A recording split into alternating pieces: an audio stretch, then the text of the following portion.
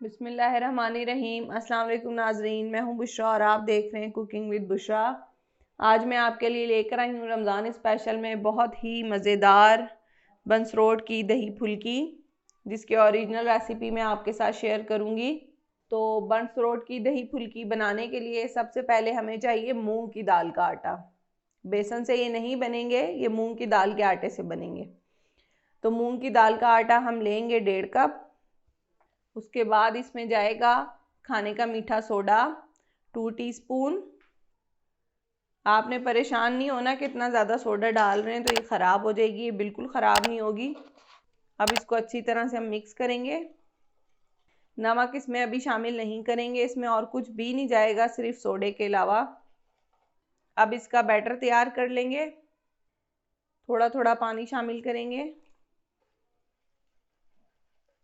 ये बैटर को हमने मिक्स कर लिया है। अब इसमें थोड़ा सा पानी और शामिल करेंगे और इसको 5 मिनट तक अच्छी तरह फेंटेंगे।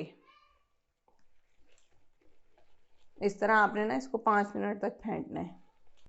बैटर को फेंटते हुए तकरीबन से 5 मिनट हो गए हैं। आप देख सकते हैं ये किस तरह फ्लफी सा हो गया। अब हम इसकी फुल्कियां फ्राई करेंगे। अब किसी भी कढ़ाई में ऑयल गरम करेंगे और बहुत छोटी छोटी फुल्कियां फ्राई करेंगे। जितनी छोटी आप बना सकें ना उतनी छोटी आपने बनानी है। ये तमाम फुल्कियां हमने इसमें डाल दी हैं। अब आपने इसको चमचे से इस तरह हिलाते रहना है ताकि तमाम फुल्कियां जो हैं वो एक जैसी फ्राई हों, उन पे एक जैसा कलर आए। आप ये देखें 2 चाय के चम्मच मैंने इसमें सोडा डाला और ये बिल्कुल ख़राब नहीं हुई है। ये आप देख सकते हैं। अगर हम यही बेसन की उससे बनाते तो ये सारी फैल जाती फुल्कियाँ, इस तरह की शेप में बिल्कुल भी नहीं आती। बस आप ये इस तरह इसको हिलाते रहें ताकि इन पे इक्वली कलर आए। ये देखें गोल्डन ब्राउन हो गई हैं। अब हम इन्हें निकाल लेंगे। इनका एक ज़रूरी स्टेप ये है कि हम इनको एक दफ़ा निकालने के बाद दोबारा से फ्राई करेंगे। अब इनको निकाल लेंगे। ये हमने 2 बैचेस में बनेंगी, लेकिन जब हमने दोबारा इनको फ्राई करना है तो तमाम फुल्कियों को एक साथ डाल के फ्राई करना है। जब तक हमारा दूसरा बैच तैयार नहीं हो जाता तब तक हम इन्हें साइड पे रख देंगे। ये जो बाकी फुल्कियाँ रह गई थी इन्हें भी हमने फ्राई कर लिया है। अब आप ये देख सकते हैं, मैं इन तमाम फुल्कियों को दोबारा से फ्राई करूँगी ताकि इन पे एक जैसा कलर आ जाए। अब इन्हें हम दोबारा से फ्राई करेंगे ताकि इन पे एक जैसा कलर आ जाए। 1 से 2 मिनट के लिए चूल्हा हल्का ही रखना है आपने। आप देख सकते हैं तमाम फुल्कियों पे एक जैसा कलर आ गया है। अब हम इन्हें निकाल लेंगे और इन्हें बिल्कुल ठंडा कर लेंगे। अगर ये गरम गरम पानी में डाल दिए तो इनमें गुठली बन जाएगी, तो इसलिए हमने इन्हें बिल्कुल ठंडा करना है और उसके बाद पानी में डालेंगे। फुल्कियाँ बिल्कुल ठंडी हो गई हैं। अब हम एक बाउल में पानी लेंगे इस तरह और 1 खाने का चम्मच नमक डालेंगे और अच्छी तरह से हल करेंगे और फुल्कियाँ इसमें भिगो देंगे।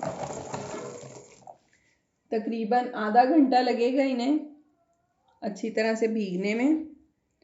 आप इस तरह से इसको थोड़ी थोड़ी देर बाद चमचे की मदद से हिलाइएगा ताकि सब तरफ से अच्छी तरह से भीग जाएं। फुल्कियाँ जब तक भीग रही हैं पानी में, हम इसका दही तैयार कर लेते हैं। दही हमने लिया है 1 किलो। ये फ्रेश दही है, अगर आप चाहें तो डब्बे वाला दही भी इस्तेमाल कर सकते हैं। इसके अंदर 1 कप जाएगी पिसी हुई चीनी। ये मैंने घर में ही पीसी है। और अब इसको अच्छी तरह से हम मिक्स कर लेंगे। दही में पानी बिल्कुल शामिल नहीं करना है। थिक थिक गाढ़ा गाढ़ा सा दही होना चाहिए और बिल्कुल ठंडा। जितने ज़्यादा दही ठंडा होगा उतने ही ज़्यादा मज़े की दही फुल्की लगेगी। अब हम इसको मिक्स करके फ्रिज में रख देंगे। फुल्कियों को हमने निचोड़ लिया है, आप देख सकते हैं। तकरीबन आधा घंटा हमने भिगोई थी। अब हम इन्हें सर्व करेंगे। आपने जिस प्लेटर में या जिस बाउल में इसको सर्व करनी है, आपने पहले फुल्कियाँ रखनी है। अब इस पे डालेंगे ठंडा ठंडा दही। क्रीमी सा दही तैयार हुआ है, आप देख सकते हैं। अब हम इसमें डालेंगे इमली की मीठी चटनी। उसके बाद इसमें जाएगा दही बड़ा मसाला मिक्स। उसके बाद डालेंगे इसमें पापड़ी। ठंडी ठंडी बंस रोड की दही फुल्की तैयार है। आप लोग ज़रूर ट्राई करें इस रेसिपी को, और अगर हमारी रेसिपीज़ पसंद आती हैं तो हमारी वीडियो को लाइक करें और चैनल को सब्सक्राइब करें।